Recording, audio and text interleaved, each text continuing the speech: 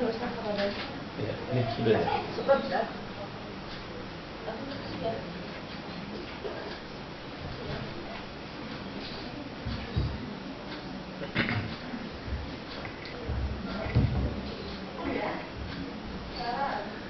Assalamualaikum warahmatullahi wabarakatuh. Innal hamdalillah nahmaduhu wa nasta'inuhu wa nastaghfiruh wa na'udzu billahi min shururi anfusina wa min sayyiati a'malina may yahdihillahu fala mudilla lahu wa may yudlil fala hadiya lahu. أشهد أن لا إله إلا الله وحده لا شريك له وأشهد أن محمدا عبده ورسوله صلى الله عليه وعلى آله وسلم أما بعد. Kita bersyukur kepada Allah Tabaraka wa Ta'ala. Di pagi hari ini kita masih diberikan kesehatan, masih diberikan kesempatan dan keluasan waktu serta nikmat lainnya untuk bersama-sama melaksanakan perintah Allah dan Rasulnya, yaitu belajar tentang dinul Islam, tentang agama yang kita cintai dan kita yakini kebenarannya.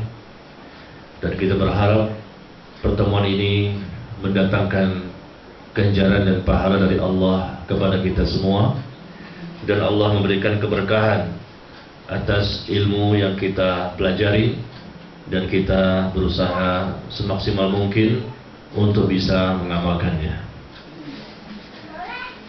Ibu sekalian yang saya muliakan, hari ini kita akan membahas satu tema yang sangat penting dalam Islam, ya, mulia di atas sunnah Nabi Sallallahu Alaihi Wasallam. Mulianya hidup ini, hidup di dunia maupun hidup di akhirat. Kemuliaan yang akan didapatkan oleh seorang muslim ketika mereka berpegang teguh kepada syariat yang benar.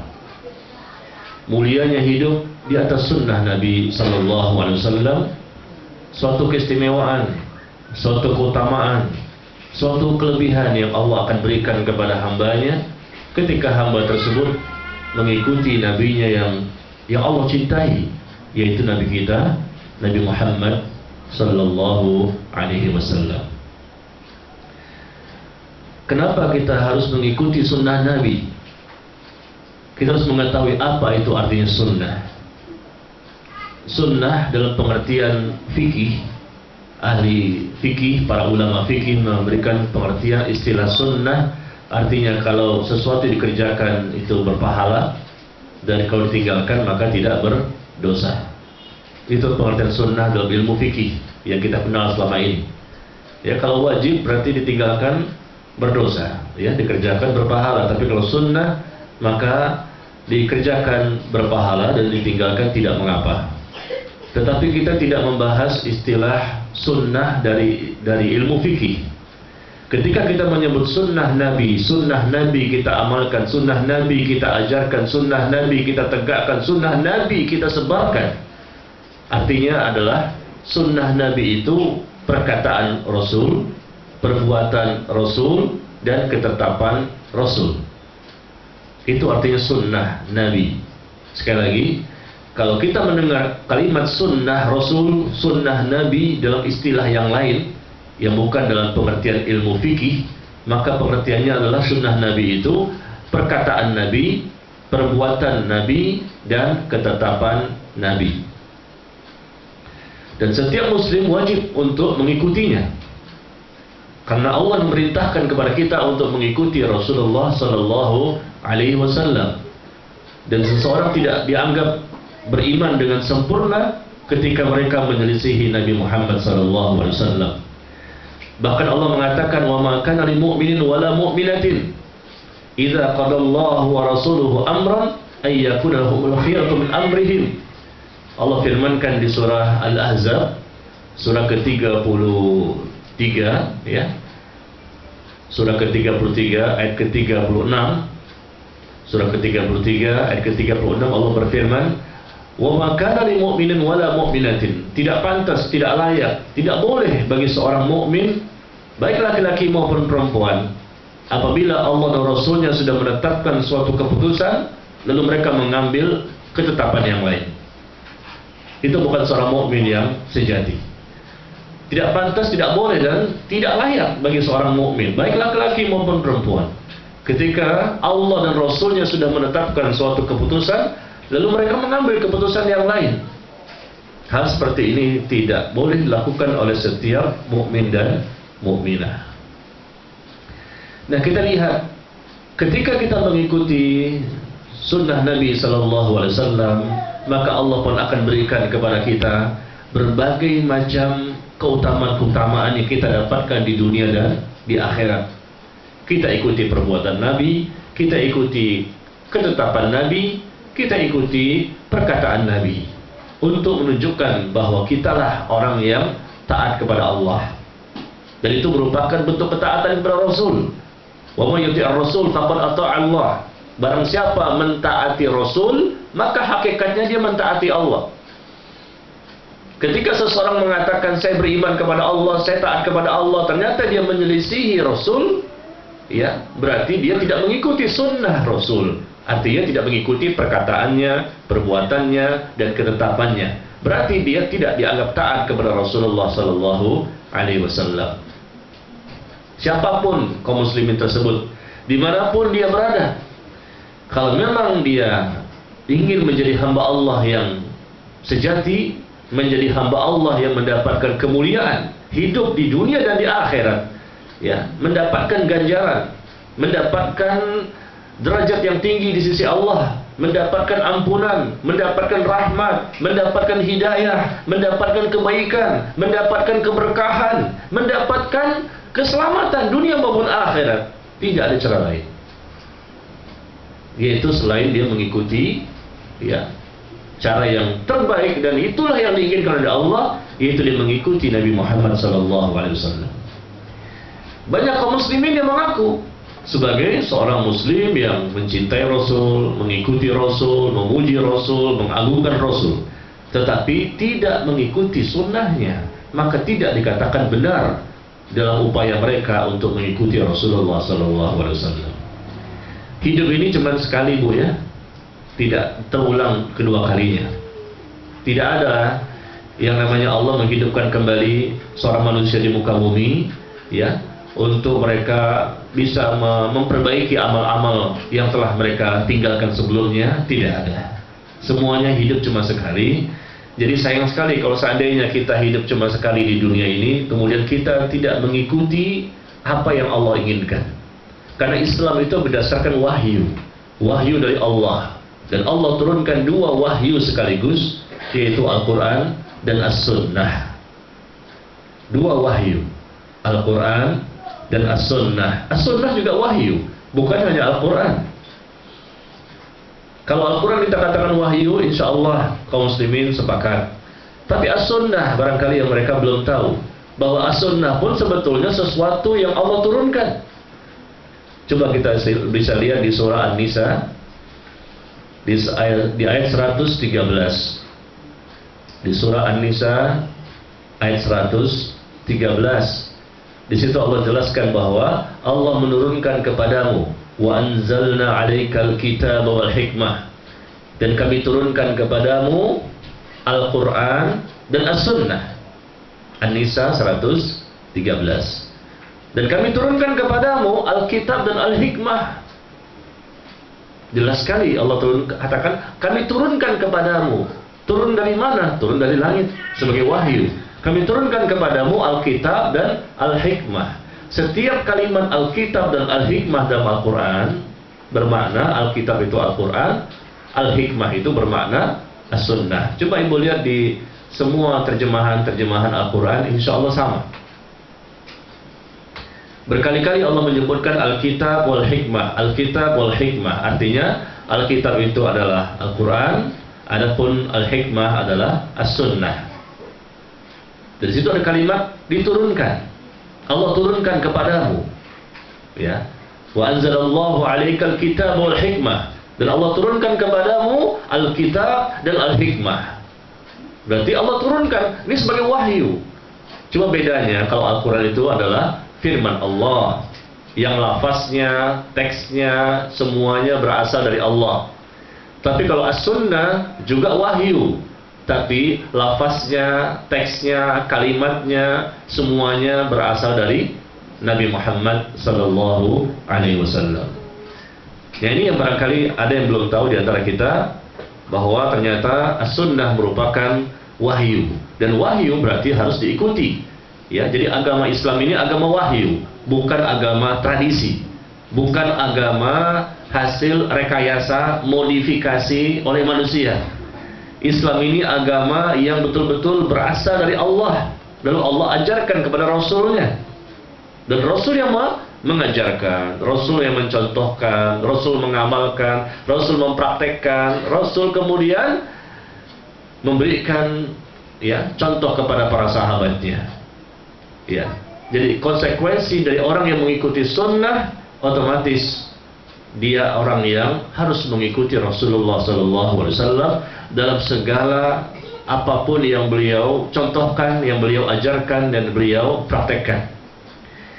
Ketika seseorang ditanya, Anda mengaku Rasulullah sebagai utusan Allah? Iya.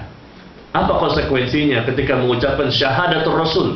Asyhadu anna Muhammadan abduhu wa rasuluh. Aku bersaksi bahwa Muhammad itu utusan Allah sallallahu alaihi wasallam.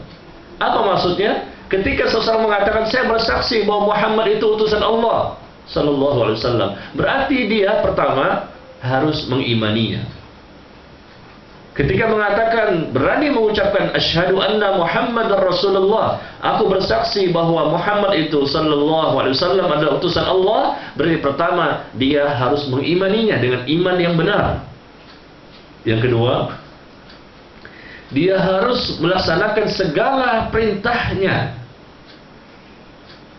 Yang ketiga, dia harus meninggalkan segala larangannya. Yang keempat, dia membenarkan semua berita yang datang darinya. Berita-berita yang sahih yang datang dari Nabi, dia benarkan semuanya. Yang kelima, dia tidak beribadah kecuali dengan ibadah yang telah Rasul contohkan. Sekali lagi saya ulangi ya. Ada 5 konsekuensi seseorang yang ingin mendapatkan kemuliaan hidup di atas sunnah. Bicaranya sunnah Rasul, bukan sunnah kita. Kita nggak pakai sunnah. Sunnah itu artinya perjalanan hidup seseorang. Ya, artinya sunnah itu juga memiliki definisi perjalanan hidup seseorang yang kita ikuti, yang kita jadikan pedoman. Nah, sunnah Rasul berarti perjalanan hidup Rasulullah. Mulai kapan? Itu mulai beliau diangkat sebagai Nabi dan Rasul berumur 40 tahun, dan beliau wafat di umur 63 tahun. Berarti selama 23 tahun itulah sunnah Rasul yang kita jadikan sebagai bagian dari syariat yang Allah perintahkan untuk kita ikuti dan kita pelajari, kita amalkan. Mulai umur 40 sampai umur 63 tahun. Inilah perjalanan hidup Rasul. Itu namanya sunnah. Dan dalam perjalanan hidup ini ada perkataannya, ada perbuatannya, ada ketetapannya. Di antara umur 40 sampai 63. Nah, ketika kita tahu tadi berani mengucapkan syahadat Rasul, ingat kembali pada 5 poin tadi. Ketika seseorang mengucapkan asyhadu anna Muhammadar Rasulullah, aku bersaksi bahwa Muhammad itu adalah utusan Allah, maka yang pertama dia wajib untuk beriman kepadanya dengan iman yang benar, ya, akidah yang benar, bertauhid, tidak mempersekutukan Allah, dan juga tidak mempersekutukan Rasul. Nah, ini juga perlu dipahami. Kadang-kadang kita bahasanya cuma mempersekutukan Allah saja, padahal juga ada bahasa untuk tidak boleh untuk mempersekutukan Rasul. Artinya apa? Ada seseorang yang kadang-kadang mengambil Rasul yang lain. Sebagaimana orang Yahudi maunya kepada Nabi Musa aja, padahal Nabi Musa juga mereka nggak taat. Orang Nasrani maunya ke Nabi Isa saja, padahal mereka kena Nabi Isa putih, mereka tidak taat. Ya, mereka tidak mau mengambil Rasulullah, atau mereka ngambil kepada Rasul, tapi juga mereka ingin juga memakai syariat dari nabi-nabi sebelumnya. Nggak boleh, kecuali ada rekomendasi langsung, ada persetujuan langsung dari Rasul untuk bolehnya mengambil syariat dari nabi-nabi sebelumnya. Seperti contohnya apa? Puasa Nabi Daud. Nah, itu kan boleh karena Nabi yang mengatakan. Atau puasa Asyura misalnya, karena Nabi yang mengatakan. Jadi tidak boleh mempersekutukan Rasul dengan Rasul atau nabi-nabi yang lain, karena masing-masing nabi itu ada periodenya, masa berlakunya. Sedangkan nabi yang terakhir itu sudah sudah disempurnakan oleh Allah syariatnya dan berlaku sampai hari kiamat. Ya. Jadi saya ulangi kembali. Yang pertama, beriman kepada Nabi sallallahu alaihi wasallam dan beriman dengan sempurna dan tidak menyelisihinya. Ini konsekuensi untuk mendapatkan kemuliaan hidup di atas sunnah Nabi sallallahu alaihi wasallam. Dan seorang muslim konsekuensinya ketika sudah beriman, mengaku beriman, maka mereka selalu menyikapi dengan sami'na wa ata'na. Selalu begitu. Sami'na, kami dengar, kami taat, kami dengar, kami taat, kami dengar, kami taat. Ya, siapa yang mengatakan seperti itu? Allah. Allah berfirman di surah An-Nur. Di surah An-Nur surah ke-24 ayat ke-51. Allah berfirman di situ, "Innama kana qaulal mu'minin idza du'u ila Allah wa rasulihi liyahkuma bainahum ay yaqulu sami'na wa ata'na wa ulaika humul muflihun." Ya. Di surah An-Nur surah ke-24 ayat ke-51. Ibu-ibu bawa Al-Qur'an terjemah enggak ya? Bawa ya, alhamdulillah. Bagi yang tidak bawa berarti sudah hafal. Bagi yang belum bawa, ya, pertanda. Ibu coba lihat teman-temannya. Kalau ada yang nggak bawa Al-Quran, pertanda sudah hafal. Yang bawa berarti belum hafal. Karena kalau saya ngajar di mana-mana, Bu, banyak menukil ayat, ya, atau hadis. Nah, maka sebaiknya kita membawa Al-Quran terjemah. Kita lihat di situ, lalu kita catat, ya, supaya kita bisa mengetahui dalilnya, keterangannya. Karena kita ini sebagai seorang muslim beragama harus berdasarkan dalil. Apapun masalah yang ada dalam agama ini, kita bicara agama ya, bukan masalah dunia. Kita bicara masalah agama harus berdasarkan dalil, keterangan ya, yang datang dari Allah dan Rasulnya. Coba tadi saya katakan di surah apa? An-Nur ayat ke-51. Nah, Allah berfirman tadi, "Innama kana qaulul mu'minin." Sesungguhnya jawaban, respon orang-orang beriman apabila mereka diajak kembali kepada Allah dan Rasul, agar Rasul menetapkan hukum di antara mereka, maka mereka selalu mengatakan sami'na wa ata'na wa ulaika humul muflihun, dan mereka itulah orang-orang yang beruntung. Satu lagi, Allah firmankan di surah An-Nisa. Surah An-Nisa surah berapa, Bu? Barangkali ada yang nggak tahu kali ya. An-Nisa itu perempuan ya. Kalau perempuan nggak tahu surah An-Nisa kebangetan. Surah keempat ayat ke-65. Surah keempat ayat ke-65. Fala wa rabbika la yu'minun hatta yuhaqqimuka fima shajara bainahum thumma la yajidu fi anfusihim harajan mimma qadaita wa yusallimu taslima. Di sini Allah menjelaskan, fala wa rabbika la yu'minun, maka demi Rabbmu, pada hakikatnya mereka tidak beriman. Maka demi Rabbmu, pada hakikatnya mereka tidak beriman, sampai mereka menjadikan engkau sebagai hakim atas perkara, ya, atas perkara yang engkau putuskan. Jadi seorang muslim harus dikatakan sami'na wa ata'na, mentaati Rasul, dan dikatakan beriman kalau mereka menerima semua keputusan-keputusan Rasul yang Rasul katakan. Dalam sunnahnya itu keputusan Rasul, perkataannya itu adalah ketetapan, perbuatannya adalah ketetapan, keputusan. Fala wa rabbika la yu'minun, maka demi Rabbmu, pada hakikatnya mereka itu tidak beriman dengan sempurna sampai mereka mau mengikuti Rasul, sampai mau mereka mengikuti apa yang Rasul tetapkan. Kemudian thumma la yajidu fi anfusihim harajan mimma qadaita, tidak ada rasa keberatan di hati mereka untuk menerima sunnah Rasul itu. Tidak rasa berat tidak ada. Menerima sunnah Rasul. Ketika Rasul mengatakan ini, ada nggak rasa berat di hati kita? Wah, kayaknya kalau ini boleh nih, kalau ini enggak. Dipilih-pilih, ya, disesuaikan dengan hawa nafsu kita. Maaf, berarti kita belum dikatakan beriman dengan sempurna. Fala wa rabbika la yu'minun, kata Allah, demi Rabbmu, ya, pada hakikatnya mereka belum beriman sampai mereka menjadikan Rasul sebagai hakim yang memutuskan perkara di antara mereka. Maka keputusan Rasul ini namanya sunnah. Nah, keputusan Rasul ini bagian dari syariat. Sampai mereka mau menerima sunnah Rasul ini. Kemudian ketetapan itu namanya sunnah, dan tidak ada rasa keberatan di hati mereka untuk menerima sunnah tersebut. Tidak ada rasa keberatan, biasa saja. Wa yusallimu taslima, dan mereka menerimanya dengan sebenar-benarnya. Sunnah Nabi itu, yaitu ketetapannya, perkataannya, dan perbuatannya. Ya, ibu-ibu coba lihat sekarang ada nggak ya kaum muslimin yang menolak ketetapan Rasul? Ada nggak kaum muslimin yang menolak perkataan Nabi? Ada nggak kaum muslimin yang menolak perbuatan Nabi? Nah, coba lihat ayat tersebut. Kata Allah apa? Ya, pada hakikatnya mereka belum beriman. Artinya belum beriman dengan sempurna sampai mereka menerima, ya, keputusan yang Rasul berikan untuk menetapkan suatu keputusan atas perkara yang mereka perselisihkan. Keputusan itu, ketetapan itu namanya sunnah, dan tidak ada rasa keberatan. Apapun kata Rasul terima, karena mereka tahu semua apa yang datang dari Rasul itu baik untuk dunia mereka dan baik untuk akhirat mereka.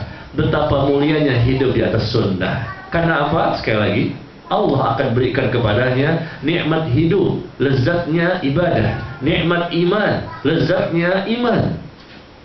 Subhanallah. Merasakan manisnya iman itu adalah sesuatu yang menjadi harapan bagi seorang mukmin.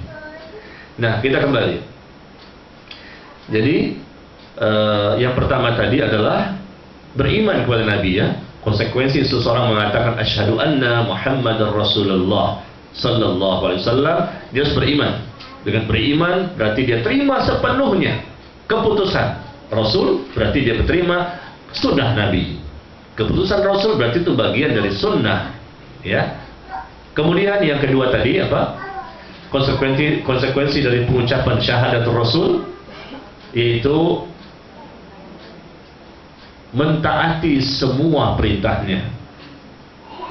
Pertama jadi beriman kepadanya, yang kedua mentaati segala perintahnya, yang ketiga menjauhi segala larangannya. Ya, apapun larangan Rasul tinggalkan. Yang keempat, membenarkan semua berita-berita yang datang dari Rasulullah. Benarkan semua berita-berita tersebut selama berita itu sahih, ya, meskipun nggak sesuai dengan akal kita. Yang kelima, tidak beribadah kecuali dengan ibadah yang telah dicontohkan oleh Nabi Sallallahu Alaihi Wasallam. Tidak beribadah kecuali dengan apa yang contohkan, karena ibadah itu harus berdasarkan contoh. Tidak boleh dibuat-buat, tidak boleh direkayasa, tidak boleh dimodifikasi, dibuat variasi-variasi, inovasi sana sini, masya Allah. Seolah-olah agama ini dialah yang membuat, padahal agama itu berasal dari Allah.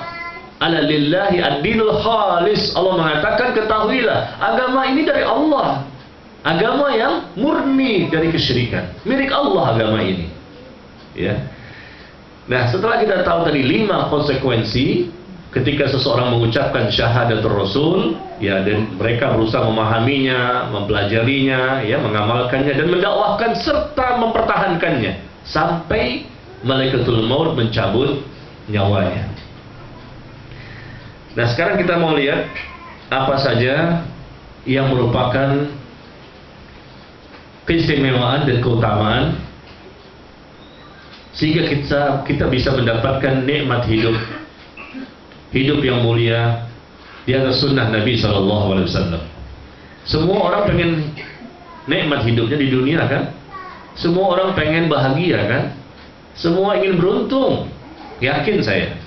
Coba ibu tanya yang muslim maupun yang kafir, pasti mereka mengatakan kami ingin bahagia, kami ingin beruntung, kami ingin mendapatkan nikmat hidup, kami ingin mendapatkan ya kemudahan-kemudahan ketika di dunia, apalagi nanti di akhirat.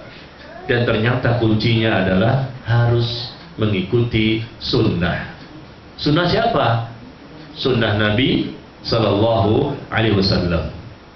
Bukan sunnahnya kita, bukan sunnahnya suatu golongan, suatu partai, suatu yayasan, suatu organisasi, ya, suatu lembaga, suatu forum, bukan. Kita mengikuti sunnah Rasul. Itu konsekuensi kalau ingin mendapatkan keistimewaan hidup mulia di dunia maupun di akhirat. Nah, kita akan sebutkan beberapa yang akan didapatkan oleh seseorang kalau mereka ingin mendapatkan hidup yang penuh dengan kemuliaan. Allah angkat derajatnya, sekali lagi Allah hapuskan dosa-dosanya, Allah masukkan dia dalam surga. Nanti di akhirat dia akan mendapatkan minum dari telaga Al-Kautsar, bahkan mendapatkan syafaat dari Rasulullah Sallallahu Alaihi Wasallam. Syafaat, Allah masukkan dia dalam surga. Masya Allah. Di dunia dia mendapatkan begitu banyak keistimewaan yang tidak diraih oleh sembarang manusia. Ibu sekalian yang saya muliakan, hidup mulia di atas sunnah Nabi Sallallahu Alaihi Wasallam adalah cita-cita seorang muslim. Yang mana cita-cita itu nanti diharapkan berbuah hasil yang sangat besar, sehingga mereka pun akan dikumpulkan bersama Nabi Sallallahu Alaihi Wasallam di surga Firdaus. Di surga Firdaus, surga yang paling tertinggi, yang paling nikmat, yang paling indah, dan disitulah para nabi dan rasul, orang-orang siddiqin, orang-orang yang mati syahid, dan orang-orang yang saleh dan salehah. Ibu-ibu mau masuk surga Firdaus? Siapa yang gak mau? Apakah surga Firdaus itu ada di Villa Nusa Indah 3? Kalau di sini ada surga Firdaus, insya Allah saya pindah kemari. Ternyata bukan di Villa Nusa Indah 3. Iya. Surga Firdaus itu nanti di akhirat. Dan surga itu kata Nabi ada 100 tingkatan. Tingkatan-tingkatan ini berbeda-beda nikmat yang Allah berikan kepada mereka. Masuk surga dengan rahmat Allah. Dan amal kita untuk apa? Amal kita untuk menentukan tingkatan mana yang akan kita diami di surga tersebut. Apakah tingkatan pertama, kedua, ketiga, 50, 60, atau tingkatan ke-100 yang tertinggi? Disitulah para nabi dan rasul. Ya, orang-orang siddiqin, orang yang mati syahid, dan orang-orang saleh. Ibu mau tingkatan yang mana, Bu? 10 lah Pak Ustaz, yang penting masuk surga, nggak apa-apa lah. Barangkali begitu ya, masuk surga ada untung Pak Ustaz. Boro-boro 100, jangan.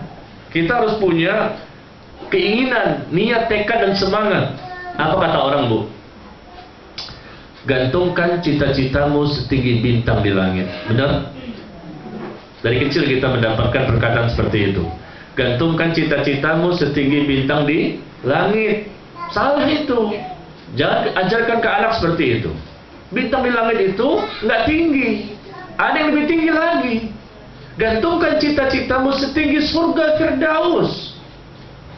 Surga tertinggi. Itu yang kita tanamkan kepada akidah anak-anak kita dan kepada kita sendiri. Gantungkan cita-citamu, apa yang kau ingin raih.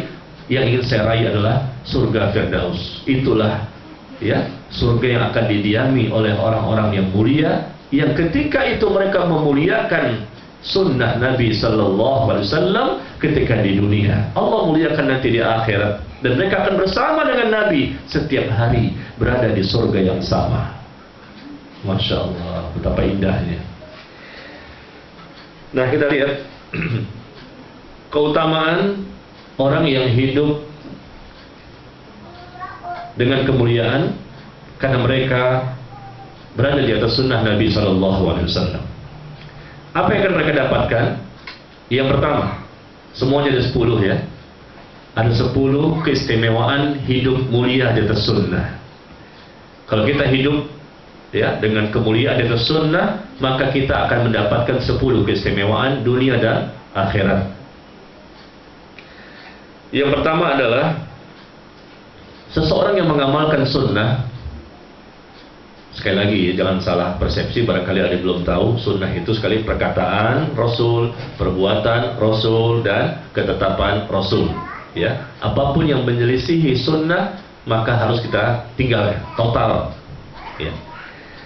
Orang yang hidup mulia dan sunnah, maka mereka adalah akan mendapatkan cinta dari Allah.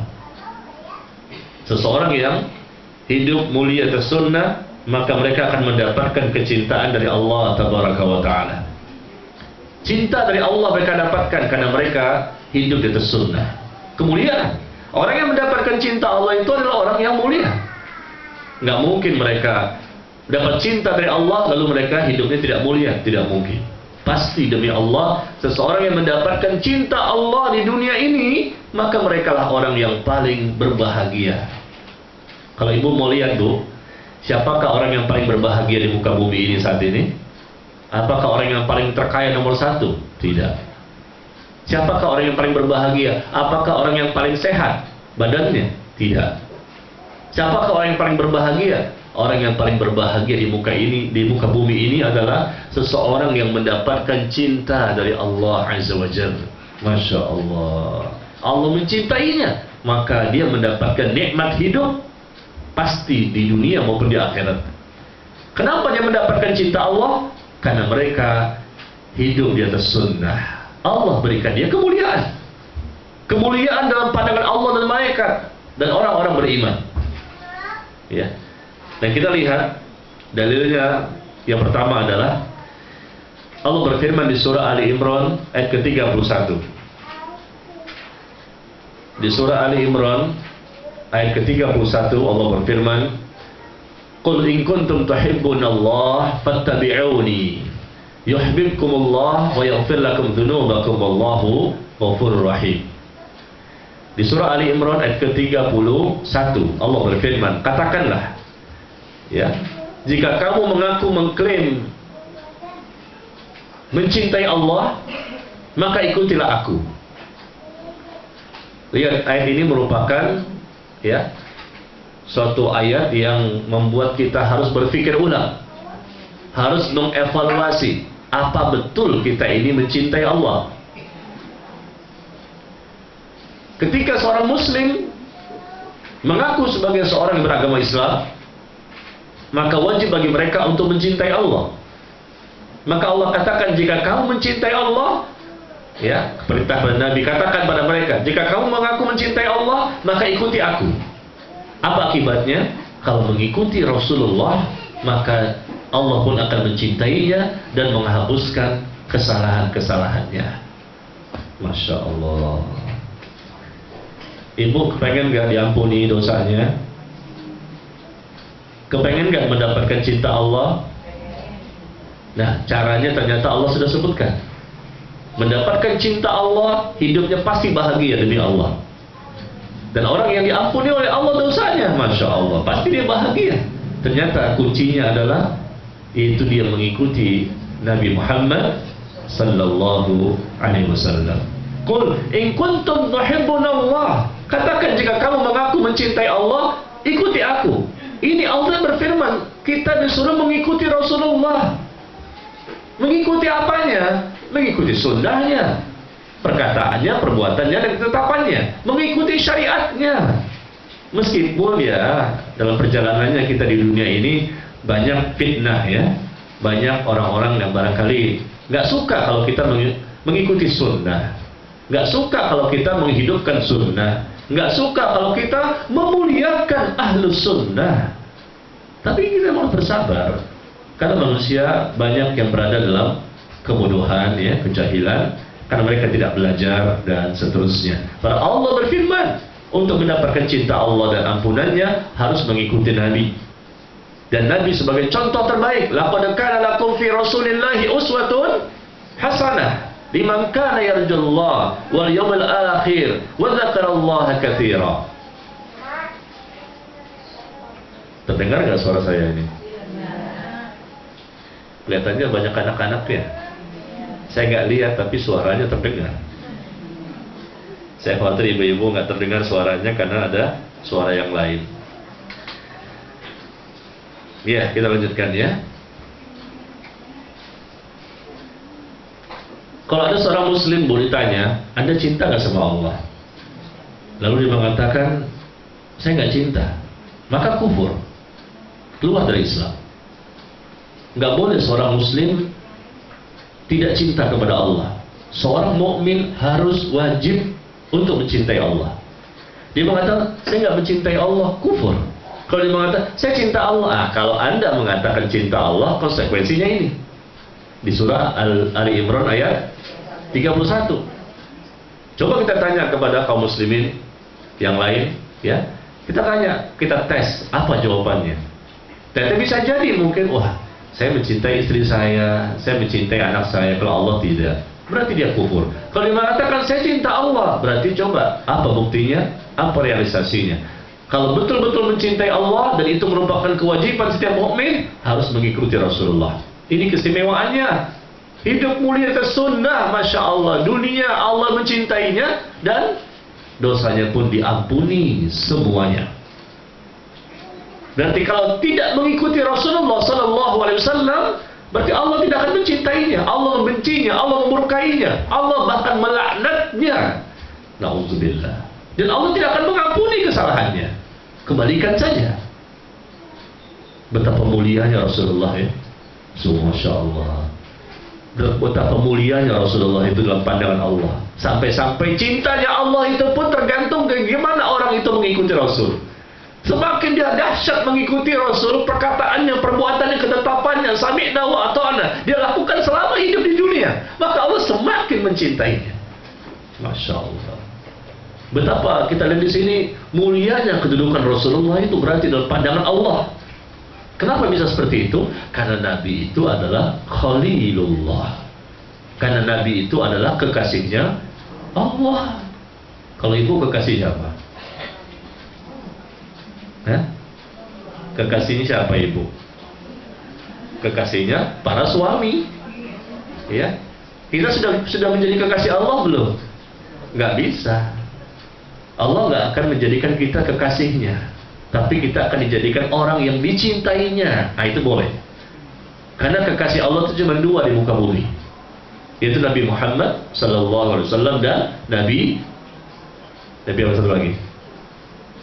Ada dua yang mendapatkan predikat Khalilullah, kekasihnya Allah, Nabi Muhammad SAW dan Nabi Ibrahim. Nabi Ibrahim. Hanya dua Nabi dan Rasul yang mendapatkan predikat Khalilullah. Makanya kita nggak bisa menjadi kekasihnya Allah. Makanya ibu cuma cukup menjadi kekasih para suaminya. Ya, kekasih Allah itu adalah predikat. Jangankan kita, Bu, Nabi-Nabi dan Rasul-Rasul yang lainnya nggak dapat untuk menjadi predikat kekasih Allah. Tapi Allah mencintai ia. Tapi untuk menjadi kekasihnya tidak. Itu predikat gelar yang tertinggi di antara semua gelar. Dan Allah sebutkan bahwa Nabi Ibrahim itu adalah kekasihnya. Itu disebutkan dalam Al-Quran. Coba ibu-ibu, ada yang tahu nggak di mana Allah sebutkan bahwa Nabi Ibrahim itu kekasihnya Allah dalam Al-Quran? Di surah apa, Bu? Ada yang tahu?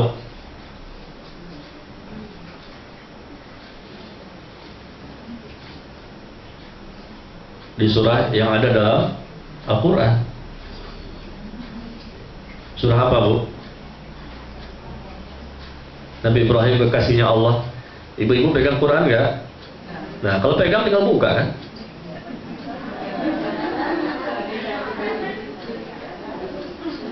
Kalau pegang Quran berarti tinggal buka ketemu langsung. Kenapa lama menjawabnya? Oh, berarti mungkin saya rasa ibu-ibu nggak pegang Quran ini. Makanya sampai-sampai nggak tahu Qurannya ketinggalan di rumah. Kalau pegang Quran, insya Allah tinggal buka, langsung ketemu. Di mana, Bu? Nabi Ibrahim diangkat Allah sebagai kekasihnya. Surah Ibrahim. Mentang-mentang disebut Ibrahim.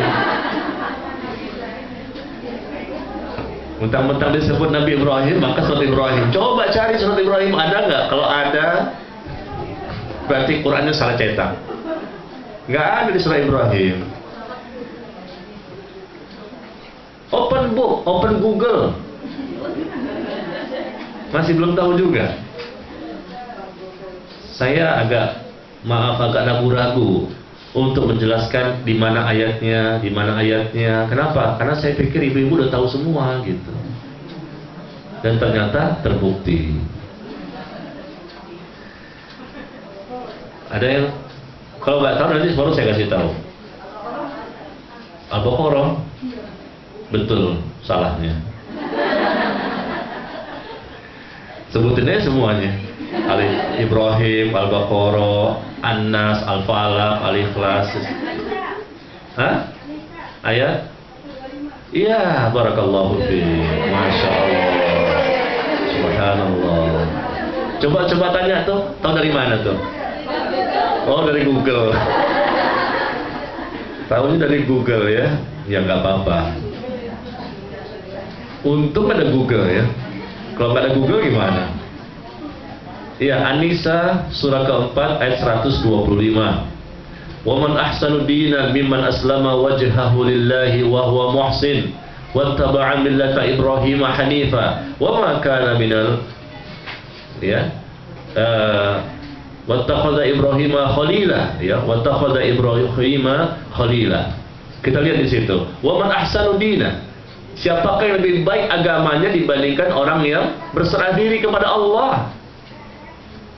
Wa man ahsanu dinan mimman aslama wajhahu lillahi wa huwa muhsin. Siapakah yang lebih baik agamanya dibandingkan seseorang yang berserah diri kepada Allah dan dia berbuat kebaikan? Wa man ahsanu dinan mimman aslama wajhahu lillahi wa huwa muhsin wattaba'a millata Ibrahim hanifa wattakhadallahu Ibrahim khalila. Dia mengikuti agamanya Nabi Ibrahim dan Allah telah menjadikan Nabi Ibrahim sebagai kekasihnya, kesayangannya, sebagai khalilnya, khalilullah. Itu di Al-Quran. Adapun untuk penyebutan bahwa Rasulullah sebagai kekasih Allah itu ada di Al-Quran, di hadis yang dikeluarkan oleh Imam Muslim. Baik, kita lanjutkan ya. Jadi hidup mulia di atas sunnah, Masya Allah. Maka dia pun akan mendapatkan cinta Allah. Ya, seseorang yang mengamalkan sunnah, mengamalkan sunnah, mengamalkan sunnah, Allah akan semakin mencintainya. Sebaliknya seseorang yang tidak mengamalkan sunnah, maka Allah pun akan semakin memurkainya. Dan ketika Allah sudah mencintai seseorang, maka Allah akan beritahu kepada malaikat Jibril, cintailah dia, karena aku mencintainya. Maka malaikat Jibril pun mencintai orang tersebut, karena dia tahu Allah mencintainya.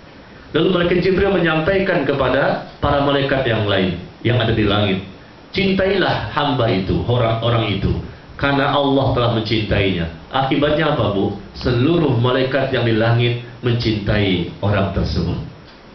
Masya Allah. Seluruh malaikat mencintai orang tersebut karena Allah telah mencintainya. Jibril mencintainya. Karena Jibril sudah tahu Allah mencintainya, maka malaikat Jibril pun, kata Nabi, menyampaikan kepada seluruh malaikat untuk mencintai orang tersebut. Dicintai oleh makhluk di langit.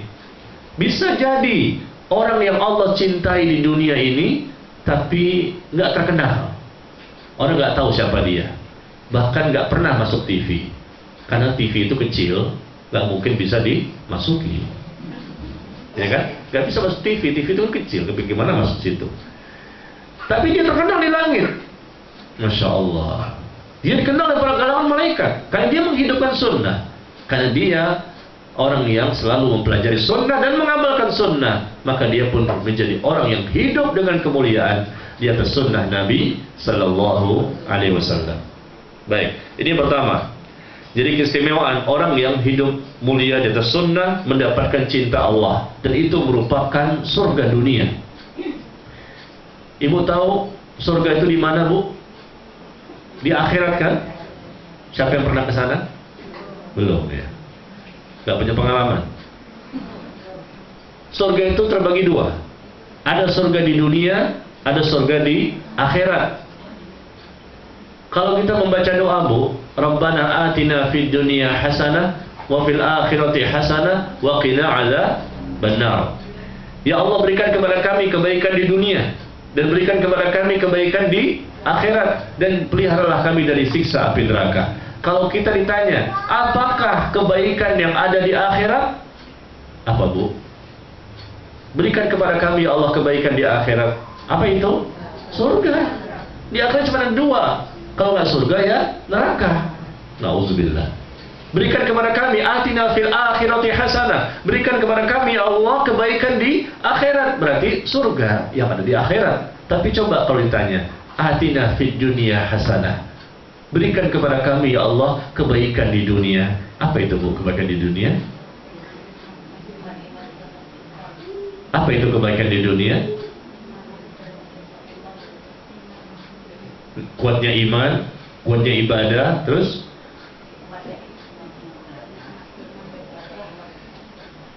Ibu pernah gak baca doa seperti itu? Rabbana atina fid dunya hasanah. Pernah kan? Wa fil akhirati hasanah. Jangan-jangan ada yang gak hafal nih. Wa qina adzabannar. Nah sekarang saya tanya, Ibu ketika bisa mengucapkan doa itu maksudnya apa? Ya Allah, wahai Rabb kami, berikan kepada kami kebaikan di dunia. Berupa apa? Kalau kebaikan di akhirat, atina fil berikan kepada kami kebaikan di akhirat. Ya, kita tahu kebaikan di akhirat itu ya surga, nggak ada yang lain. Karena di akhirat cuma dua, adanya surga dan neraka. Tapi ketika berikan kepada kami ya Allah kebaikan di dunia, berupa apa itu?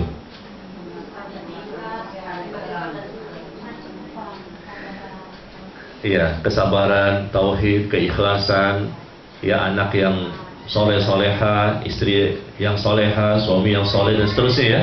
Tapi perlu Ibu ketahui, di antara seluruh nikmat yang ada di dunia ini, ada nikmat yang terbesar. Nikmat terbesar yang merupakan kebaikan terbesar di antara seluruh kebaikan.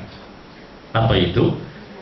Dan itulah surga dunia, yaitu cintanya Allah kepada seorang hamba. Atina fid dunya hasanah, ya Allah, berikan kepada kami ya Allah kebaikan di dunia ini. Berupa apa kebaikan? Berupa surga dunia. Karena surga terbagi dua, bukan hanya di akhirat saja. Di dunia pun ada surganya. Waliman khafa maqama rabbih jannatan. Fabi ayyi ala'i rabbikuma tukadziban. Dan bagi orang yang memiliki rasa takut kepada Allah, mereka akan mendapatkan dua surga. Bagi orang yang memiliki rasa takut akan kebesaran Rabb-Nya, mereka akan mendapatkan dua surga. Dua surga. Surga yang mana nih? Surga di akhirat dan surga di dunia. Dua surga. Berarti orang mukmin itu mendapatkan dua surga sekaligus. Surga di akhirat dan surga di dunia. Dan surga di akhirat kita paham. Surga di dunia berupa apa? Itulah nikmat terbesar di muka bumi, yaitu mendapatkan surga dunia. Apa itu? Cintanya Allah kepada seorang hamba. Allahu Akbar. Cintanya Allah kepada seorang hamba, itulah surga dunia. Itulah nikmat terbesar. Banyak yang muslim, banyak yang mungkin ya mengamalkan ini dan itu, tapi belum tentu mendapatkan cinta Allah. Banyak orang yang mungkin beramal, dia mempelajari Islam, datang ke masjid, ke sana kemari, tapi belum tentu mendapatkan cinta Allah, karena Allah tahu siapa di antara hambanya yang betul-betul ikhlas. Siapa dari hambanya yang betul-betul mengikuti sunnah. Seseorang yang ikhlas dan mengikuti sunnah sebagai dua syarat amal untuk diterima, maka Allah akan mencintainya. Selama ini kita tahunya cuma surga itu di akhirat. Keliru ya. Jadi surga itu juga ada di dunia. Surga dunia itu adalah Allah mencintai seorang hamba. Kalau Allah telah mencintai seorang hamba, berarti bahagia pasti hidupnya di dunia. Nikmat. Meskipun dia sakit-sakitan, mungkin dia orang miskin, mungkin dia orang biasa, tapi dia mendapatkan cinta dari Allah, maka Allah jadikan, tanamkan dalam hatinya kebahagiaan yang tiada tara. Sebelum dia mendapatkan surga di akhirat, dia sudah mendapatkan surga di dunia. Kenapa bisa seperti itu? Sehingga Allah menjadikan dia orang yang layak untuk Allah cintai, sehingga dia mendapatkan surga dunia, karena dia mengikuti sunnah dengan konsisten, komitmen, istiqomah selalu dalam hidupnya mengikuti sunnah, mengikuti apa yang Rasul katakan, yang Rasul ucapkan, yang Rasul tetapkan. Itu kemuliaan hidup di atas sunnah. Surga dunia mau dapat. Ini barangkali yang belum kita ketahui selama ini. Orang yang kaya, maaf, belum tentu mendapatkan nikmat hidup di dunia yang hakiki, yang sejati. Orang yang mungkin dia sehat terus ya, jarang sakit, belum tentu dia mendapatkan nikmat hidup yang sejati dan hakiki. Mungkin dia bisa ini dan itu, belum tentu. Tetapi kalau orang yang sudah mendapatkan cinta Allah, Allah tanamkan dalam hatinya kecintaannya kepada seorang hamba, dan hamba itu tentunya karena dia mencintai Allah. Dia mencintai Allah, otomatis Allah mencintai dia. Ya kan? Syaratnya seperti itu. Allah kan mencintai seorang hamba, kenapa? Karena hamba itu mencintai Allah, dan cintanya kepada Allah diterima, disambut ya oleh Allah bahwa cintanya benar. Maka Allah pun akhirnya mencintai hamba tersebut. Sehingga ketika Allah mencintai hamba tersebut, Allah berikan kepadanya surga dunia, yaitu apa? Ketenangan batin, kemudian rasa lezatnya ibadah, manisnya ibadah. Ketika mendekatkan diri kepada Allah, dia pun merasakan ketenangan, rindu untuk bertemu dengan Allah, dan semakin bersemangat untuk memperbanyak amal-amal yang dapat membuat Allah semakin mencintainya. Bu, udah dapat belum kita ini? Udah dapat belum cinta Allah kita ini? Dapat kebahagiaan hidup, ketenangan hidup, semakin bahagia ketika mendekatkan diri kepada Allah, semakin dekat semakin bahagia, merasakan manisnya iman, lezatnya iman, manisnya ibadah, semakin rindu untuk bertemu dengan Allah. Itu buah dari cinta Allah kepada seorang hamba. Nah, ini ternyata banyak orang yang mengaku mengklaim, saya sih sudah mengikuti sunnah.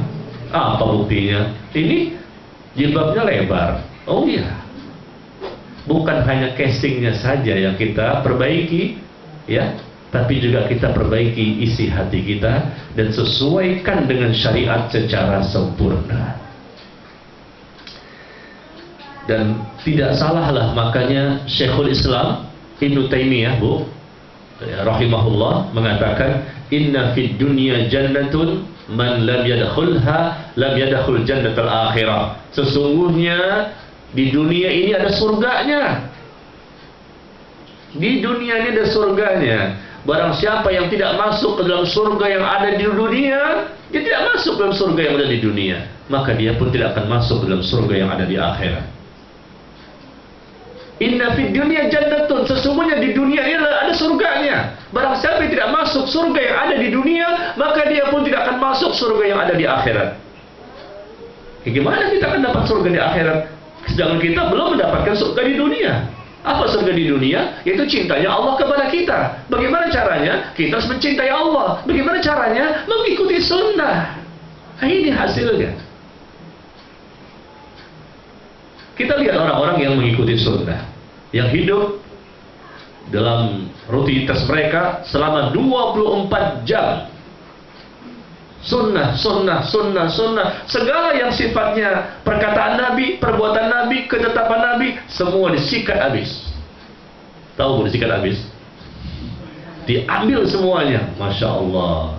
Ini dia akan mendapatkan nanti, demi Allah. Nanti kita akan lihat, kita atau orang lain yang telah mempelajari dengan benar dan mengamalkannya, kita akan mendapatkan kebahagiaan yang tiada tara.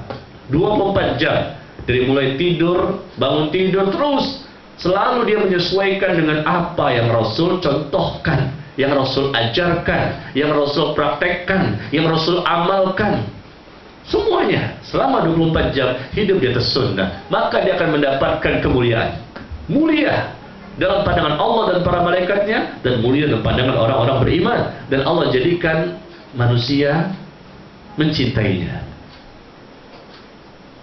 Kita lihat, Bu, ya, Imam Ahmad bin Hanbal, seorang imam dari kaum muslimin, ketika beliau meninggal dunia, Bu, maka 800.000 orang yang mengantar jenazahnya.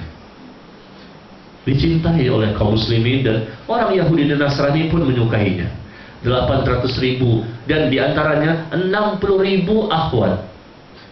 60.000 adalah ibu-ibu, para wanita yang mengantarkan jenazahnya ke masjid, ya, ataupun ke kuburan, ya tidak, para wanita. yang antar ke kuburan yaitu para laki-laki. Tapi jumlahnya dikatakan sampai 800.000 orang. Masya Allah. Toko-toko itu tutup di kota Baghdad pada waktu itu. Orang-orang menghentikan perniagaannya, perdagangannya, berhenti total, libur nasional.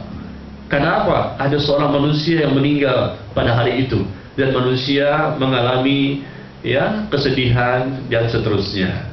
Mendapatkan kecintaan dari kaum muslimin sampai hari ini. Masya Allah. Imam Ahmad bin Hanbal rahimahullah. Ya, kita persingkat saja karena waktu ya. Jadi yang pertama tadi, agar kita mendapatkan kemuliaan hidup di atas sunnah, maka kita harus mengikuti Rasul, dan konsekuensinya, keistimewaan yang akan kita dapatkan adalah kita akan dicintai Allah. Kita akan dicintai oleh Allah, dan Allah akan menolong kita, membantu kita, dan akan selalu memberikan perlindungan kepada kita ketika kita mengikuti sunnah beliau. Ya. Kemudian yang kedua, keistimewaan dari orang-orang yang mengikuti sunnah. Ya, hidup dalam kemuliaan. Apa keistimewaannya? Maka ibadah-ibadah yang kurang-kurang dapat dilengkapi dan dapat disempurnakan. Itu keistimewaannya orang-orang yang mengikuti sunnah. Barangkali kita suatu wajib ya, tidak sempurna, hatinya kemana-mana, dia gak khusyuk, ya. Kemudian juga banyak lupanya. Ini berapa rakaat ya? 2 atau 3 ya, 4 atau 5 ya, 5 atau 6 ya. Nah itu udah parah sekali, udah 5 atau 6. Padahal udah gak ada tuh 5 atau 6. Kalau 2 atau 3 masih wajar, 4 atau 5. Nah, kalau udah 5 atau 6 itu udah luar biasa itu lupanya, berarti harus diperiksa. Jadi keistimewaan kalau kita mengikuti sunnah Bu, dapat melengkapi ibadah-ibadah wajib kita yang memang masih kurang. Maka mendapatkan kemuliaan orang tersebut artinya ibadah yang wajibnya dia akan disempurnakan oleh yang ibadah-ibadah sunnah, maka akan lebih baik yang Allah terima baginya. Kenapa Bu? Ketika selesai sholat kita istighfar. Assalamualaikum warahmatullahi, Assalamualaikum warahmatullahi. Kita baca apa? Istighfar kan? Astagfirullah, astagfirullah, astagfirullah. Ya, nggak pakai al-azim. Ya, langsung astagfirullah saja, nggak pakai al-azim. Karena Rasul nggak pernah memakai al-azim ketika selesai sholat. Membaca 3 kali istighfar hanya astagfirullah, astagfirullah, astagfirullah. Allahumma antas salam wa minkas salam tabarakta ya dzal jalali wal ikram. Nah, baru amal ibadah, baru amal soleh. Tapi abis itu kita istighfar. Untuk apa istighfar itu? Kan lucu ya. Kalau habis dosa, habis maksiat, istighfar wajar. Habis melakukan dosa, ya kejahatan, keburukan, maksiat, habis itu istighfar, ya bisa dimaklumi. Tapi ini habis amal soleh, baru saja sholat, habis itu kita istighfar. Artinya istighfar 3 kali itu Bu, sebetulnya bukan untuk minta ampun atas dosa-dosa kita. Dosa-dosa kita minta istighfar pada waktu kita selesai melakukan dosa. Jangan lama-lama. Taubat dengan taubat nasuha. Adapun 3 kali kita istighfar selesai sholat, setiap selesai sholat fardu, fungsinya itu minta ampun kepada Allah atas sholat kita yang nggak benar, ya nggak khusyuk. Saya, kalau ibu-ibu sih kayaknya khusyuk ya. Ibu ya, khusyuk apa khusyuk? Apa? Jadi bukan khusyuk ya, pilihnya apa? Khusyuk apa khusyuk? Milihnya apa? Ya, kalau ibu-ibu di sini kayaknya udah khusyuk semua ya sholatnya. Masya Allah. Karena saya lihat di sini nggak ada satupun yang soleh, tapi soleha. Ya, meskipun saya nggak melihat, tapi saya merasakan kayaknya soleha semua. Ya. Kalau ibu tidak mau saya katakan soleha, berarti ibu soleh. Mau pilih yang mana? Alhamdulillah. Ya, jadi 3 kali kita istighfar setelah selesai sholat adalah kita minta ampun kepada Allah atas sholat kita yang masih belum benar, ya. Mungkin bacaannya, gerakannya, ya, mungkin juga ucapannya tidak semuanya menghasilkan ibadah yang maksimal. Makanya kita istighfar. Jadi setelah itu kita melakukan apa, Bu? Ibadah sholat sunnah. Nah, di situ sunnah. Contohnya sholat sunnah. Sholat sunnah ini merupakan ibadah sunnah, tidak wajib. Dan kalau kita tinggalkan, gimana, Bu? Kalau kita tinggalkan sholat sunnah tersebut setelah selesai sholat wajib, gimana? Memang tidak berdosa, tapi kita rugi. Ya, 3 kali nyebutnya rugi. Ketika seseorang tidak mau sholat sunnah setelah selesai sholat wajib, kenapa? Bisa jadi, ya bukan bisa jadi lagi, pastilah kita ini siapa sih?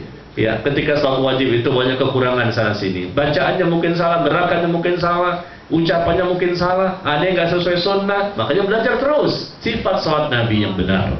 Nah, kita istighfar. Setelah istighfar, kita mengerjakan sholat sunnah. Nah, sholat sunnah ini diharapkan nanti insya Allah bisa menutupi perkara-perkara yang kurang yang kita lakukan ketika selesai sholat wajib.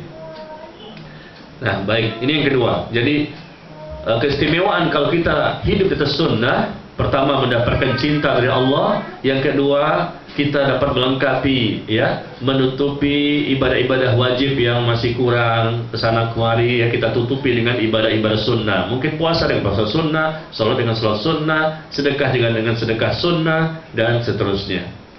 Yang ketiga, keistimewaan hidup mulia di atas sunnah, maka dia akan mendapatkan hidayah.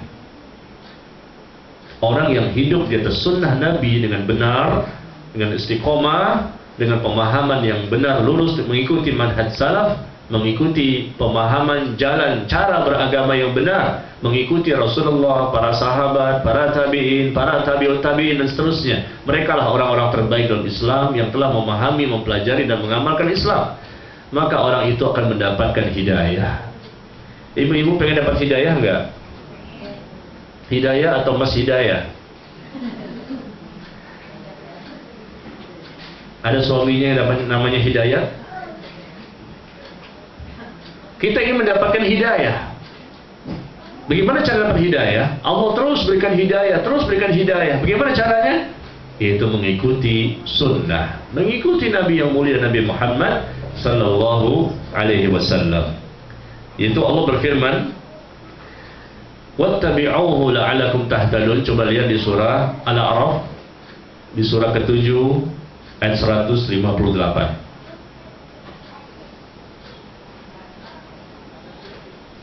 Di surah ke-7 ayat 158 di bagian bawah, ya, ayat yang paling bawah.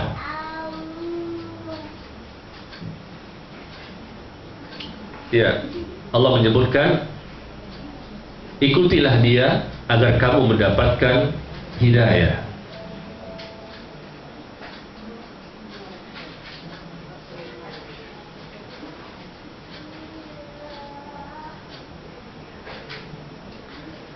Ya, kemudian yang keempat, kita percepat saja.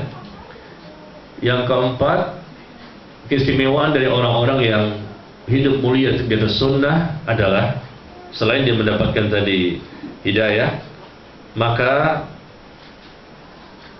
orang itu akan mendapatkan keberuntungan, akan mendapatkan keberuntungan dunia maupun akhirat.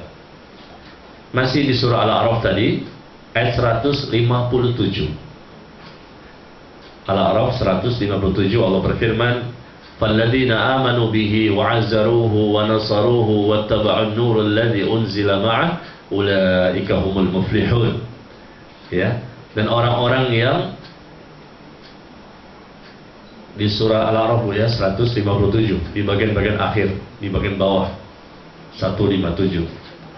Falladzina amanu bihi, dan orang-orang yang beriman kepada Nabi, wa'azzaruhu, orang-orang yang mengagungkan Nabi dan membela Nabi dan mengikuti Al-Quran yang diturunkan kepada Nabi, maka mereka lah orang-orang yang beruntung. Ya, Al-A'raf 157 bagian bawah paling akhir, Allah mengatakan, "Falladzina amanu bihi", maka orang-orang yang beriman kepada Nabi, mengagungkan Nabi, membela Nabi, ya, kemudian mengikuti wahyu yang Allah telah turunkan kepada Nabi, maka merekalah orang-orang yang beruntung. Hidup mulia. Masya Allah. Keberuntungan, kebahagiaan. Kenapa? Karena mengikuti Rasulullah dalam cara beragama. Kemudian yang keberapa? Yang kelima. 5 ya. Yang kelima, orang yang hidup mulia dalam sunnah adalah mereka akan dimasukkan dalam surga yang kekal abadi selama-lamanya. Kullu ummati yadkhuluna al-jannah illa man aba, kata Nabi, bahwa setiap umatku akan masuk surga. Setiap umatku akan masuk surga kecuali bagi mereka yang enggan, yang tidak mau. Adakah yang tidak mau? Sahabat Nabi mengatakan, siapa itu ya Rasulullah? Man ya'ba ya Rasulullah? Siapa orang yang enggan, yang tidak mau masuk surga? Maka Nabi mengatakan, man ata'ani dakhala jannah wa man 'asani faqad abah. Barang siapa yang taat kepadaku, maka merekalah yang akan masuk surga, dan barang siapa yang bermaksiat kepadaku, maka merekalah orang yang enggan untuk masuk surga. Ternyata orang yang bermaksiat kepada Nabi, artinya apa? Dia tidak mau mengikuti sunnah Nabi. Ini orang yang enggan, yang tidak mau masuk surga. Adapun orang yang akan dimasukkan dalam surga adalah orang yang taat kepada Nabi Sallallahu Alaihi Wasallam. Dan itu adalah suatu keistimewaan. Bahkan Allah katakan bukan hanya masuk surga, bahkan bersama Nabi di surga yang sama. Wa may yuti'illaha war rasul fa ulaika ma'al ladzina an'ama Allahu 'alaihim minan nabiyyin was-siddiqin wasyuhada'i was-salihin wa hasuna ulaika rafiqa. Barang siapa yang taat kepada Allah dan Rasul, taat kepada Allah dan Rasul, maka merekalah orang-orang yang akan dikumpulkan nanti di akhirat, berada di surga yang sama bersama dengan para nabi, para siddiqin, orang yang mati syahid, dan orang-orang saleh. Merekalah teman yang sebaik-baiknya. Di mana Bu ayat itu?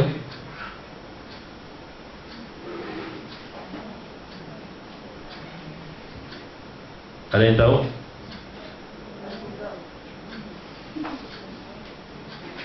Barang siapa yang taat kepada Allah dan Rasul, maka merekalah orang-orang yang akan diberikan nikmat oleh Allah, dengan mereka digabungkan di surga yang sama nanti di akhirat, bersama di surga yang sama, bersama dengan para nabi, para siddiqin, orang yang mati syahid, dan orang-orang saleh. Dikumpulkan karena mereka taat kepada Allah dan Rasul.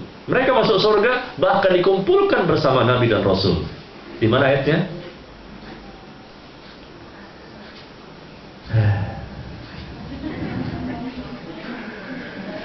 Ibu-ibu katanya khatam 3 hari sekali. Oh ya maaf, 7 hari sekali. Tapi kenapa saya tanya nggak tahu? Di sini pengajian udah lama belum? Berapa lama Bu pengajian di sini taklim? Baru 3 bulan. Masya Allah, alhamdulillah. Semoga bisa istiqomah ya. Ya, mudah-mudahan bisa menjadi cikal bakal untuk bisa mewarnai lingkungan di sekitar ya, bisa mengajak kaum muslimin agar mereka bisa mengenal sunnah, dan mereka semakin paham dan akhirnya bisa mengamalkan secara bersama-sama. Tapi meskipun ngaji baru 3 bulan di sini, tapi ibu-ibu kayaknya udah ngaji di mana-mana kan? Ya tentunya ayat demi ayat kayaknya udah dihafal, karena Al-Quran dibawa kemana-mana. Kan Rasulullah itu apa Bu? Al-Quran berjalan. Rasulullah itu kata Aisyah, Al-Quran berjalan. Nah ibu juga kemana-mana bawa Al-Quran.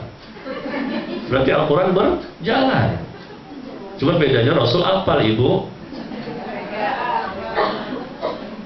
Bukan tidak hafal sebetulnya, tawaduk aja. Tawaduknya tingkat tinggi. Di mana Bu ayatnya? Kita tunggu sampai jam 1 ya. Ini kita sampai jam berapa nih Bu? Jam 11 ya. Udah mau habis nih. Belum buka sesi tanya jawab ya. Ya udah saya percepat aja ya. Karena ibu-ibu pada tawaduk, akhirnya saya juga yang menjawabnya. Saya orangnya nggak tawaduk. Ya kalau ibu-ibu tawaduk makanya nggak mau ngasih tahu. Kalau Pak Ustadz kalau saya sampaikan saya jawab takutnya ria. Oh begitu. Riya apa emang nggak tahu? Subhanallah. Ibu-ibu nggak mau jawab kenapa? Menjaga hati supaya tidak terkotori. Masya Allah. Bisa begitu? Menjaga hati supaya tidak terkotori, Ustaz. Takut timbul riya di situ, sum'ah, ujub, sombong dan lain-lain. Ya, beginilah jamaahnya. Baik, itu mudah Bu di surah An-Nisa. Surahnya ibu-ibu lagi. An-Nisa ayat ke-69. Ibu-ibu berapa kali sih khatam dalam sebulan? An-Nisa 69. Udah dibuka obrak-abrik di Google juga gak ketemu ya. Paling tidak ibu-ibu setahun sekali kayaknya ya. Ketika Ramadan kayaknya khatam ya. Alhamdulillah. Bu, tolong ya, saya pesan nih, sebentar lagi Ramadan ini. Tolong ibu-ibu khatam Quran bukan hanya lafaz Qurannya saja, tapi khatamkan selesai semua, baca terjemahannya. Ya, saya minta ibu-ibu selesai khatam baca terjemahannya juga. Karena Al-Quran itu diturunkan bukan sekedar dibaca bahasa Arabnya, tapi juga untuk dipahami, dipelajari, ditadaburi, ya, supaya kita paham isi Al-Quran tersebut. Itu tujuan Al-Quran diturunkan. Ada nggak di surah An-Nisa 69? Insya Allah ada ya.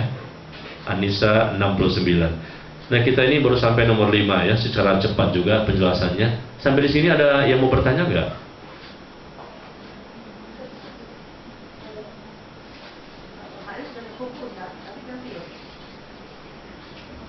Gimana?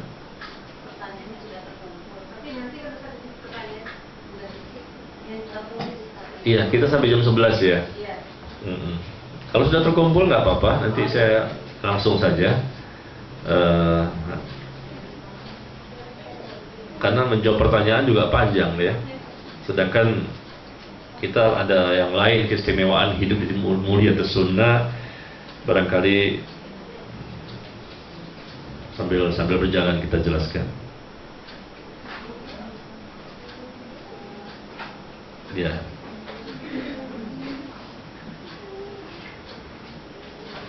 Atau barangkali nggak ada pertanyaan? Ya. Masya Allah. Ini dia nih. Banyak benar. Saya pikir paling 1-2. Ternyata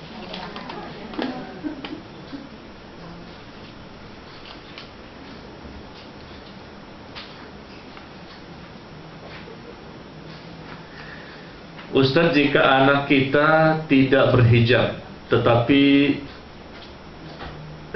jika anak kita sudah berhijab, berjilbab ya, tetapi belum syar'i, belum secara sempurna, walaupun orang tua sudah mencontohkan, mengingat di sekolah Islam tetapi tidak menekankan itu, ya tetap saja meskipun di sekolahnya tidak menekankan, tetap kita berikan pengajaran kepada anak-anak untuk selalu memakai hijab karena dia wanita. Kecuali kalau anak itu laki-laki, maka ibu tidak wajibkan dia berjilbab. Ya, jangan diwajibkan berjilbab kalau anaknya laki-laki. Tapi selama anak itu wanita, maka wajib tetap disampaikan, dinasihati, diingatkan berkali-kali. Karena anak-anak itu tetaplah anak-anak, ya perlu dinasihatinya, tidak bisa sekali 2 kali. Kadang-kadang mereka suka lupa dan terwarnai kembali oleh teman-temannya. Meskipun di sekolah tidak ditekankan, tapi ini bukan masalah sekolah atau masalah rumah atau masalah pasar atau masalah di mana saja, tapi masalah ini hukum syariat. Kita nggak tergantung pasar. Oh, jadi kalau karena sekolahnya ditekankan maka pakailah jilbab. Tapi kalau sekolahnya enggak, maka pun kita buka. Enggak, hukum tidak berkaitan dengan sekolah. Mau sekolah itu menekankan atau tidak, tetap anak itu ya kita ingatkan dan kita ajarkan untuk menutupi aurat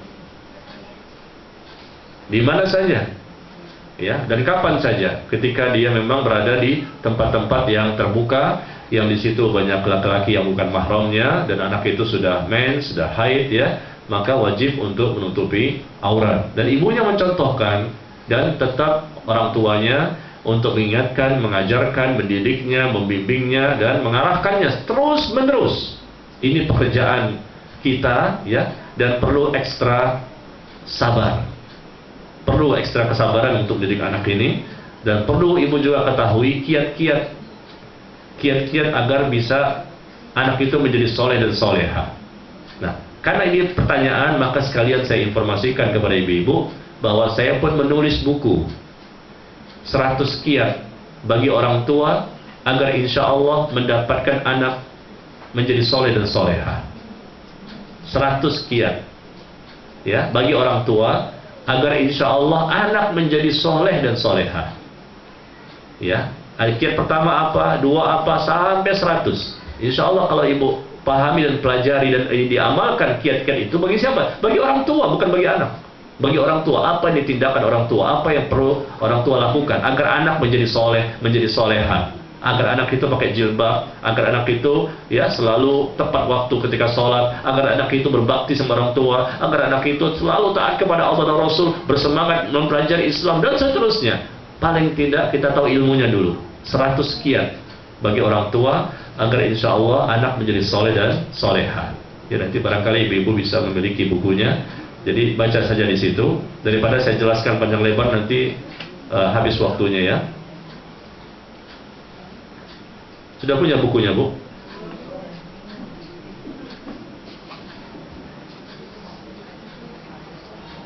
Ya, kalau barangkali ada yang mau nanti bisa dimiliki. Kebetulan saya juga bawa di mobil, ya. Ada di mobil saya, kalau memang ada yang mau.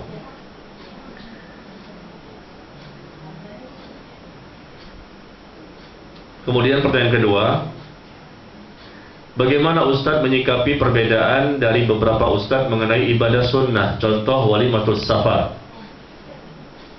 Walimatus safar, walimah itu artinya pesta. Pesta safar itu perjalanan, ya.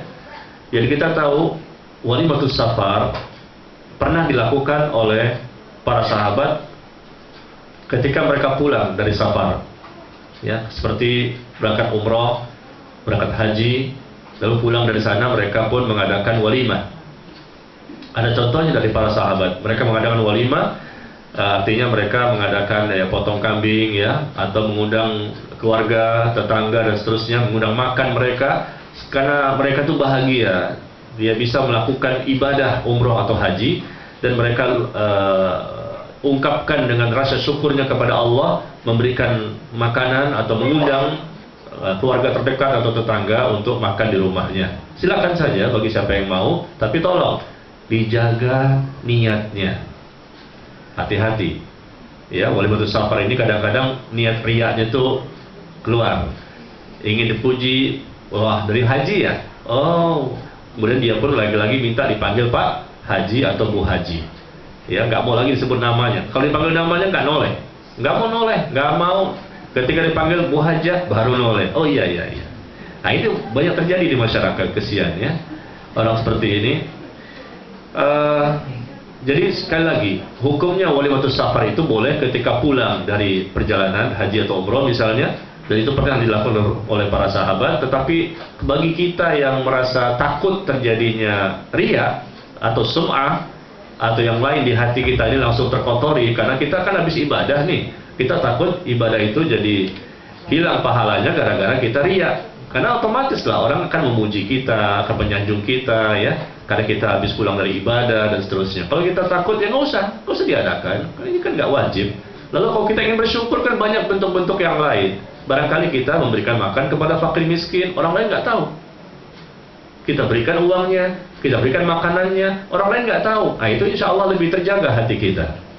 Tapi kalau kita ngundang orang ke rumah, habis pulang haji ini pulang ngundang orang ke rumah, ya, bukan seuzon, ya, tapi yang namanya hati ini, ya Allah, mudah berbolak-balik, ya, niatnya itu untuk apa? Dipuji-puji, disanjung, ya, untuk supaya terkenal dan seterusnya. Barangkali kalau seandainya kita takut berubah niat kita, hati kita, maka kita bisa menyikapi dengan ibadah yang lain, ya, yang orang lain tidak tahu. Insya Allah lebih selamat hati kita, dan kita berikan saja infak, sedekah, ya, kepada fakir miskin atau dalam bentuk yang lain. Jadi itu namanya walimatus safar ketika pulang. Adapun ketika berangkat sebetulnya tidak ada, Bu. Ya, ketika berangkat menunaikan ibadah haji atau umroh misalnya, maka tidak ada contohnya untuk mengadakan walimatus safar, pesta sebelum keberangkatan. Ya, dan ini pun juga membuka peluang bagi adanya riya, adanya sum'ah, memperdengarkan amal soleh yang akan kita lakukan.